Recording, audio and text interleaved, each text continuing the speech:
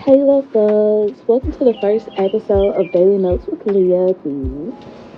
And I wanted to discuss outlooks on friendships. And I pray that you guys have an amazing morning, an amazing day. I pray God answers a question for you. I pray that you get confirmation on something that fills your spirit, and praying that, life go easy on you in this season.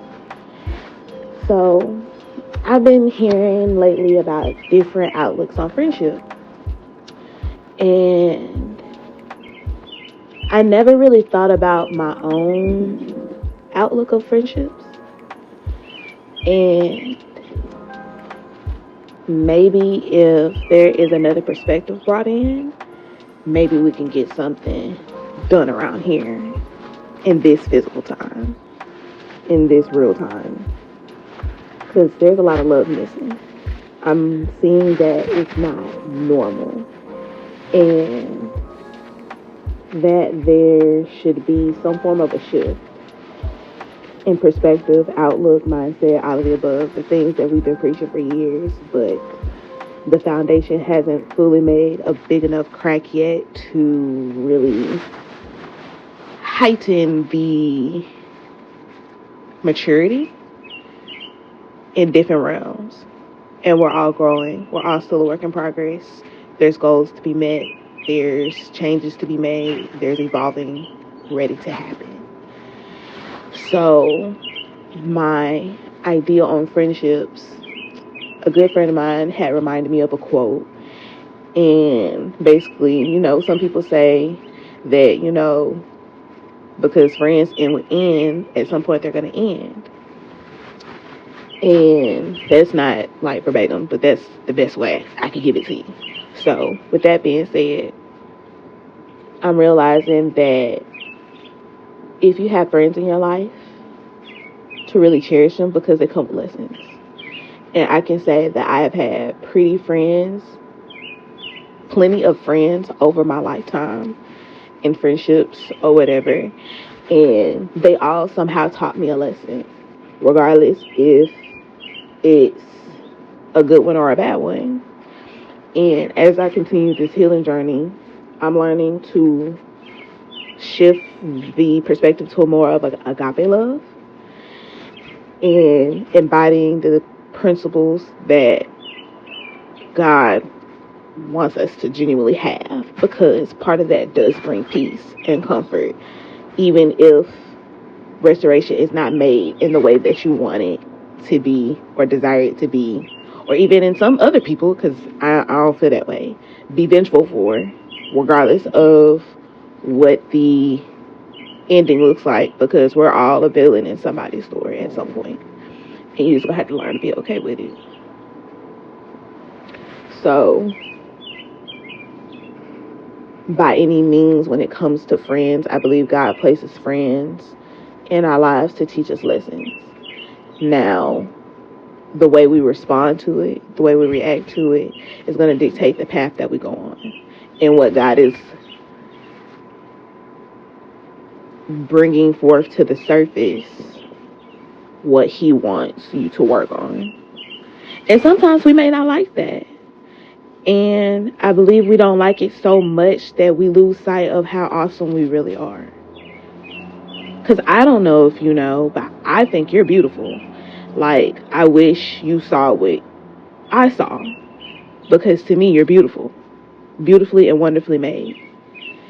And I believe we lose sight of what our own self desires, depending on your healing, maturity level, your emotional intelligence, anything, all of that plays a factor. And if one of those are not as strong, it still shows up. Like, it still shows up. So, when it comes to friendships, having that mindset that we're here to genuinely build each other and serve one another and love on one another, I believe a lot of the grievances could be a lot easier, or at least more workable. Sorry, excuse me. So when you go through tussles with your friends, when there is a rift in the frequency and in the energy, that's the time to go back and reflect. That's the time to go back in a way that not only fixes your heart posture, but also gives you wisdom and guidance as well. We mishandling a lot of situations right now. And it's because love is not present. Faith is not present. Understanding is not present. And if we're going to work on these things and pray to God the things that we're asking for, this is the type of work that comes with it. It doesn't always feel good. It don't always feel the best. However, when you have genuine people that will sit there with you and love on you accordingly, you still have work to do if they're not present. Like, you still got to do it on your own time frame because that's something that you want for yourself.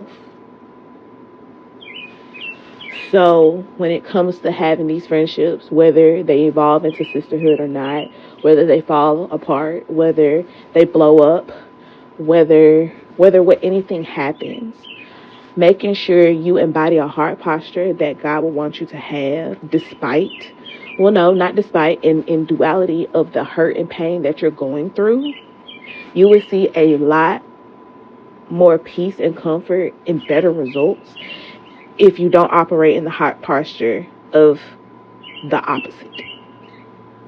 It's okay to be upset. It's okay to be angry. It's okay to feel that pain. It's okay to sit in it. It's okay. You may not like it. It doesn't feel good. However, I want to tell you that on the other side, it's a beautiful thing. It's a beautiful peace that comes with it, and I want you to have it. However, if you don't want it, don't go messing up somebody else's. Like, it's okay. It's okay to breathe. It's okay to sit down and take a moment. And whoever this is for, I pray that you receive it with all love. And I pray that no hurt, harm, and danger comes to you. Because these people ain't playing fair out here now. They don't play fair. And whether you're a non-believer or a believer, we can't keep doing this. It's not working. It's not working. And my prayer is for us to continue to push out of this norm that's not supposed to be normal. We're supposed to be able to be with each other in love and live in peace and true happiness. We're supposed to be living like that. That's supposed to be normal. Regardless of what reality is, we don't walk by sight. We walk by faith.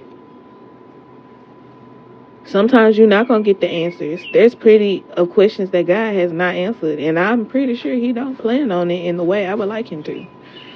However, how he has been handling it, it fills me more than what I'm asking for.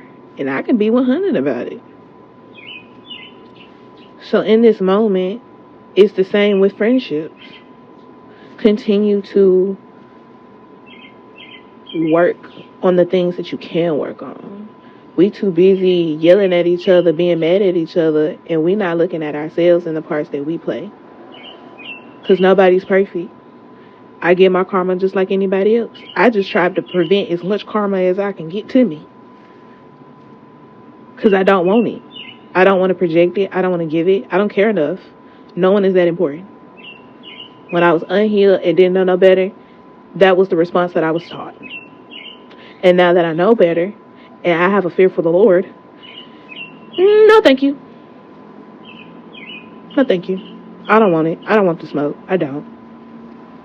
Because the way God punishes me hurts me way more than what anybody could do to me. Because it's something that I care about.